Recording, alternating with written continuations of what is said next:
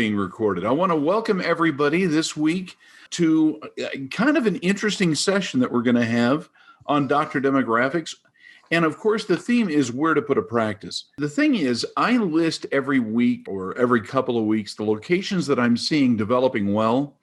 But sometimes I have to step back a pace and make sure that I'm explaining what the basis of saying a site is good or bad and where there is potential and where there is not. So the idea is some locations are going to be exceptionally good. Some locations are going to be really bad, but I want to be able to say what's the difference between the communities. And today we're going to be talking about a birth rate, suburbs, and great places to practice. And this may offend some people. Well, you have to run the risk of offending people all the time because you're not telling them exactly what they want to hear. And sometimes they'll say, well, I'm thinking about this place. And I'll say, what are you thinking? Come on. Now, my tendency to want to give you the best places to locate are generally going to be, I want there to be some growth or dynamism. If it is not growing, new housing, then there has to be churning. Now, churning doesn't necessarily mean that you've got lots of new houses, but it does mean that the population's in flux. It's changing. People move in, people move out. And that's what churning is all about. So growth is great, new residents. Churning is great, lots of new potential. But the bad news is some locations in the United States are not changing at all. Now, COVID-19 put everything into a blender, so to speak, and everything got kind of mixed up and, changed around. It confused a lot of people. Places that were before looking fantastic aren't looking so great right now. So I'm going to go ahead and share my screen and start a little bit of a PowerPoint presentation. I know how much everybody enjoys PowerPoint. I'm being sarcastic. Nobody really likes PowerPoint. It's easier for people to keep notes and write down your thoughts. So here's what we're going. Childbirth, suburbs, and the ideal sites to practice. Couple of little things. Dr. Demographics is all about knowing where to move, start a business or practice, promote your efforts, and get the most out of your location. Our job is to help you know the where issues. That's what we do. Now, I'm going to talk about childbirth rates to start. And you maybe say, that's kind of an odd thing. Why bring that up? Well, as I'll mention a little bit later in the presentation, China had a one-child policy for a long, long time. And then it went to a thing where now, hey, you can have 2 children, then 3 children. Now, it looks like a discussion has arisen in China in which they're going to get rid of all the restrictions on family planning. And you may say, well, that's kind of weird. Why would they do a thing like that? I mean, for so long, hasn't this been working? And the answer is no. It has not been working. That's because you cannot tell people to have children and not to have children. Oh, you can force them not to have children, but you can't make them want to have children if they don't already, or you've done a good job of convincing them that it's a bad choice. So ultimately, who really cares? Who cares about birth rates? What difference is it going to make to me? I'm not a pediatric specialist. I'm not an orthodontist, So who cares about the birth rates? Well, has to do with what makes a healthy community and why it may make a difference about stability in the future of a practice. Age profile is the primary factor for future stability in a practice area. Now, a lot of people will say, I only care about how many competitors there are. Well, that's not a really good answer because, frankly, competitors come and go and they tend to subspecialize. And if you're not a direct competitor or you are, that's where the real issue comes. It's not just the numbers of other providers. But when it comes to age, you think, well, wait a minute, isn't money more important? Isn't it better if people have a lot of cash to throw around? Unfortunately, it's not. Age, on the other hand, is a better predictor of the viability of an area. And let me explain a little bit why. The location desirability is often determined by the age profile because of this. It predicts clinical demand. Now, most of you know that if you're in an area with lots of geriatric patients, the clinical demands are going to be different than if they're pediatric or anything in between. You know that 0 to 4-year-old has very different clinical needs than a 10 to 14-year-old. Not only clinical needs, but also how you communicate and structure the practice, how you get referrals, what time of day appointments should be seen. So all these things matter a lot, but most people don't think about age as being that vital. Industrial world has the benefit of being able to choose birth rates and age profiles. In a third world country, they pretty much have children as they come. And you'll notice that there's a lot more mix of ages within a third world nation. And I'm saying that having lived in Guatemala and El Salvador myself and seen this firsthand. But the industrialized world kind of believes, oh, yeah, we can make a decision on what we do. This needs a little caution, because as we talk about China, and they said, oh, we got to change our policy. The reason they want to change is because they realized that median age in China is getting way old. And there are not young people to take their places in work or to pay taxes or to make savings or to take care of the elderly at all. And so they're in the process of trying to reverse what they've done, try to put the toothpaste back in the tube or the genie back in the bottle, but that doesn't happen. And so trying to do this from the top down, especially with something like age and birth rate, is nearly impossible. Now, this is a little graph that shows what an average community distribution is broken out by zip code. And if you look on the left-hand side of the screen, you'll see the blue bars, and then and that's 0 to 4-year-olds. And then it comes the 5 to 9-year-olds and 6 to 11-year-olds. And then you get up to the 15 to 24-year-olds. Now, let me talk about that group for just a second. You'll notice some of the bands are very small in the yellow. Sometimes they're very large. If you have a college and you have lots of kids living near the university, that yellow band is going to be very big. But college kids don't need the same things as 0 to 4, 5 to 9, or even over 65. Now, the median age in this community is 41 years old. Don't worry about how we determine that. You look for the total number of people, you add them up, divide them by their age, and then do the distribution. In this, don't worry about statistical things because people's eyes glaze over. But here's the point. When you're looking at a practice and you're trying to find a specific age that you're going to serve, you got to remember you can't go only with old people or only with young people. Del Webb is a developer that has created communities of 55 years of age and older. And you'd say, great. I don't like kids. I've never felt comfortable with the kids, the grandkids. Well, I don't have any grandkids, whatever. And if that's the case, you may not care personally, but a practice's health depends not just on who's coming in to see you, but rather on the community itself and the ability that it has to provide people to fill jobs, to do various functions, to consume, if you will. So as you look at this distribution, you'll recognize that a population that is 41, 42 years of age is going to be a little older. And if it happens to be much younger, it's different. Now, the median in the United States is about 37 years of age. I'm not saying you ought to go for a target, but you need to know so you can make your planning as to how to promote the practice and offer services based upon the demand of the consumption. Now, let me keep going on. So, who really cares? Healthy demographics depend on consumers, like I said. No consumers, nobody's going to come to your practice. Consumers, by their definition, I might want to write this down because it's very smart. Consumers consume. New housing, cars, clothes, furniture, food, and other stuff like healthcare is very often not for the rich.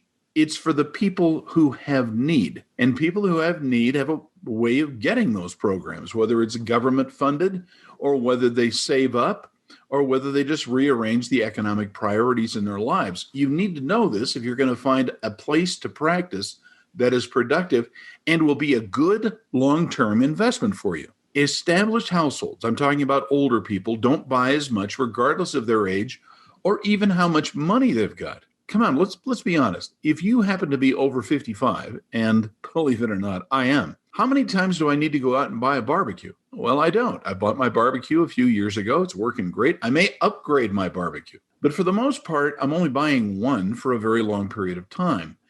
And I keep my cars for a longer period of time. And, well, you get the message. Now, ultimately, people with families, and I'm talking about any age kids or adults who live in multi-generational housing, tend to have the advantage because they refer. Now, you may think, well, yes, that's good, but I get all my people from the PPO or the HMO or whatever. No, the thing is, you need your patients to refer to you, and the best referral ages are those in which the median population per household is highest. When there is a mom and a dad and they've got a lot of kids, they refer to practices far more often than those who tend to live alone or have a single roommate. They are invested in place. and they identify with the place when they happen to have children who go to school or who are being born and they're thinking about where to move next. So the childbirth rate actually matters a lot, even for practices that may not serve children specifically, but rather you're looking about the viability of a location or a community. That's why it matters. They stay for a longer period of time than those with no children, and they're less transient. So if you have a community where everybody happens to be in a Del Webb situation, which is mainly 67 years of age, people will stay there about 10 years and then move to a assisted living facility or to a very tiny apartment. Their significant other has passed away or whatever. So they are actually more transient than the young families. Now keep this in mind. It's not as though everybody has to be exactly the same age as someone who's moved, but it's a tendency that happens. That's what the clustering is that I'll talk about. Now, if you look at a suburb, now a suburb tends to be primarily single family dwellings that are owner occupied. Now, it's not true every case. There are duplexes, triplexes, quadplexes, and sometimes they're rented, not owned. But in general fact, suburbs tend to have the same kind of people who live in them than urban areas or even those that are rural. Suburbs have something in common, the household. They tend to be more credit worthy. And that's primarily a factor of debt. They've bought a lot of stuff. Maybe they own a home. Maybe got a couple of cars. But that makes them more credit worthy than people who don't own anything and are unlikely to buy anything. More owners, the value of residence tends to increase. In other words, people who own a home for a long period of time are accumulating an asset in their home. Now, I know Dave Ramsey may say it's not a good idea to buy a home. It's better to rent or never to own anything, whatever. He hates debt. But the fact is, unless you make a commitment as far as using your credit, you don't tend to increase what you're getting. And so if you locate a practice someplace where there are more owners than renters, and those owners stay for a longer period of time, you're going to have a better value of your own practice. The longevity in the neighborhood tends to increase when you've got suburbs. Remember, there was a time in which everybody was moving every 4 or 5 years. Right now, it's closer to 8 to 12, depending on the part of the country you're in. That's a long time. And remember, every time somebody moves into an area, they're going to stick around because of the doctor. And if you have a doctor who's serving the same patients for a long period of time, their referrals go up and they become far more profitable. Now, ultimately, you want to live near other potential patients, not just work near them. That's what the suburbs is all about. In an urban area, people commute to get to work. And they may have a guy at the next cubicle over, or they may have a desk somewhere nearby. And that's great. I'm not saying anything bad about it. But if you want to go to an area where people are more likely to refer, and those referrals will be of quality, having them live near each other is by far the best way to do it. And that's why I'm saying suburbs continually deliver better as far as a referral base for doctors. Now, I know you may not need a pediatric endocrinologist. It's not a thing you're going to refer to often, but a dentist, a pediatrician, you're going to tend to refer people who are primary care providers. And it matters how far those primary care providers are from the residence in which people live. Now, the number of personal contacts people have within a suburb,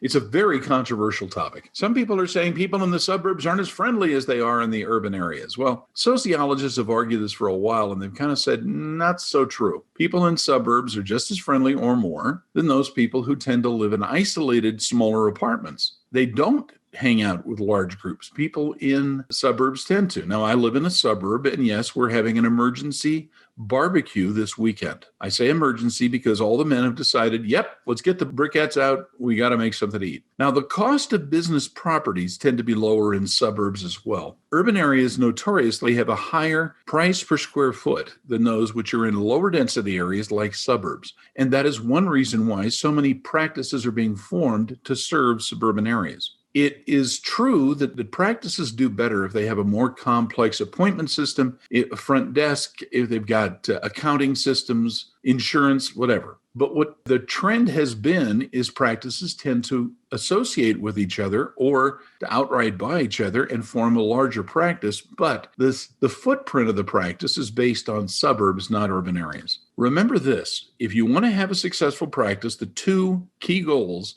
are visibility. Can people see it? And accessibility. Can people get to it? And that is one of the benefits of being in a suburban area. Now, I'm going to try to, I'm so sorry. I tend to have to rush through everything. That's my life. But look, I want to talk about the birthrate crisis just a second. Some parts of the United States are growing old exponentially. And the reason they're growing old is segregation, meaning they want to live near other people of their same age cohort. They don't want to mix. Some people resent the idea that children run across their lawn or are messing up their restaurants or I don't know, whatever. They don't like kids. But what happens is whenever we tend to segregate ourselves based upon lifestyle or demography, we tend to isolate ourselves from other people who might be those who come to work for us. Now, one of the reasons this was developed by demographers as a model was San Jose. San Jose went through a terrible crisis of trying to find school teachers for the elementary schools. That's because housing became so expensive in San Jose, Santa Clara County in California. They figured we can't get enough people to be a school teacher. They have to commute an hour to get here. And they couldn't hire anybody. So what they had to do is supplement the incomes of school teachers by giving them a housing allotment. Now that worked fairly well, not great, but fairly well. And they had some of the solutions they eventually brought in. But the point is, because they made the area so expensive and so high quality, the people who fill in the gaps in a community, the school teachers, the policemen, the fire department, they are not there. And it became very expensive to try to bring people into their mix in their community. And this has become a problem in certain urban areas. There aren't the people to be able to provide services that other people need when the cities are crowded, housing is expensive, and it's just tough to live. Now, increasingly, well, okay, let me just go back to one thing. I know I sound politically incorrect. Please forgive me for that. I'm mentioning this by age. It's one segment. I just got a report today that just call it a large gay community, has all of a sudden gone through a bit of a crisis because nobody young, gay or otherwise, wants to live there. It's kind of a come down. They don't like that. It's not cool. And what's happened is they're having a crisis just like the very, very rich did in San Jose, trying to find people who would live near them. The same thing happened in other communities based upon race and ethnicity. When you make an area only one race or ethnicity, one language group, people don't want to go there. So unless you're part of that community, you're going to be in trouble. I'll just move on. Increasingly, people cluster based on age, marital status, education, income, and family structure. It doesn't happen that we have people who are some married, some not, living near each other, or that some are very well educated and some are not. We're tending to say our communities have to be exactly like us. And that makes for a problem because apparently societies do best when people are different, not all the same. Now, I know this isn't demography, this is sociology and anthropology. I apologize, but it's a related field and relates to our topic. Immigrants are not distributed evenly nor randomly. Now, that means that people of the same language group, you may assume all Hispanics, all speak Spanish, they're all going to be together. But that's not entirely true either. People from El Salvador don't really love the people from Honduras. I don't know if you know that. They had what they call the soccer war back in the 70s. It was a very interesting thing. But just because people speak the same language, may even look the same, doesn't mean that they're considered the same. So immigrants are filtering themselves out once they're here by community in which they live. Certain Asian populations are Mandarin versus Cantonese speaking, and it can make a big difference. And what color Hmong you are, blue, plaid, whatever, it matters to them, or red. Now, moving on, China killed the one-child policy. It killed the two-child policy. It looks like now it's going to kill the three-child policy. I'm going to tell you what demographers are all talking about right now because it has an effect upon where you put your practice. We know you can't make people live based upon a government policy from the top down. Doesn't work, and people resent it. So I'm going to tell you what demographers are all saying. China is doomed. Now, you may say, it's a huge economy. Come on, they're doing great. They're taking our jobs, whatever. The point is, no, China did this too late. and trying to do it from the top down is not going to work. So demographers are saying it's not the issue of are there too many Chinese or how's our economy working? It's what is the rest of the world going to do? And all these people decide we got to do something else. And that is why people, particularly in the northwestern United States, are thinking, this is an American problem, not just something out of China. Aging population, by the way, will be a new crisis, but it's not even in all parts of the country, and it's not ubiquitous. Quick little fact for you. You need a population, a number of children per woman of 2.1 to be able to have a stable population. 2.1. You may say a boy, girl, and then, the 0.1 is because of a certain number of people who never reproduce or die young. But that's why you need 2.1. You have to remember in the United States right now, it's about 1.6. In some states, it is about 1. Now, you may not think that's a big deal, but the truth is, if the people having kids disappear, is that going to affect the people who don't necessarily try to serve children in their practices? And what we're saying is, it may be too late for some locations. It may not be, because the United States, people vote with their feet. But we're going to see some more stories on this in the near future. The aging population will be the new crisis, but I'm saying it's not going to be ubiquitous because some places it's not. In some places, it's devastating. The birth rate is an industrial world issue and will affect the United States increasingly over time. Now, by the way, just as a real fun little question, what country in Asia has the lowest birth rate? It's not China, it's Singapore, who have less than 0.9 children per woman. Think you got problems. Now, here's the book I'm recommending you read. It's What to Expect When No One's Expecting by Jonathan V. Last. Strongly recommended for demographer buffs, but I also recommend it if you happen to have a pediatric practice and want to know what's going to happen in the future and where. If you want help on where to put your practice, to evaluate sites you've found, or just to kind of get an idea of what's going to happen in the future, please call me at 833-424-6222 or visit us at drdemographics.com. I want to thank all of you for watching and look forward to seeing you in the future. Bye-bye.